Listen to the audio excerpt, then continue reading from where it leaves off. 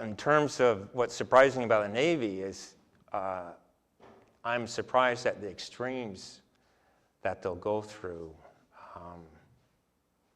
to have control. They want complete control over information. They'll ask federal judges for gag orders.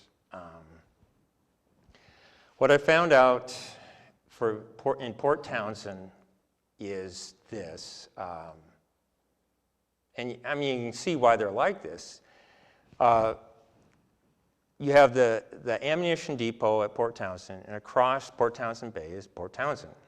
And so the worst case scenario at the ammunition depot, and actually the ammunition depot is safer than Bangor, and the explosives are less, and they're not as volatile, even though it's an ammunition depot.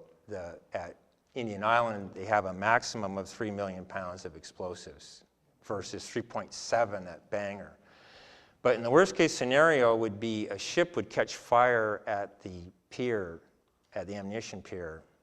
And if that happens, they take their worst case scenario response is to take it out into the middle of Port Townsend Bay and try and sink it before it blows up.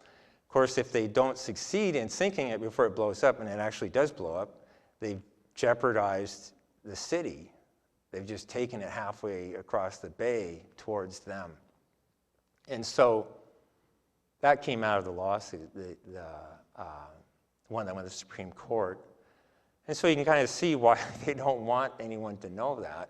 The other thing that came out of it is they increased the amount of explosives from 2.25 million to 3 million, and they were never supposed to do that. And it says in the 80s EIS that they weren't supposed to do that. And there was another thing too. One of the commander of the ammunition depot said,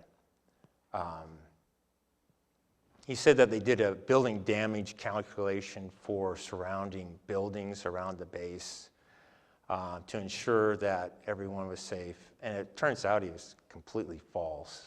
There was no such thing. And they finally admitted it. There isn't anything like that. He did say that if there's an accident at the base, it'll be like a pretty bad storm hitting the city, is the way he put it. I thought that was interesting.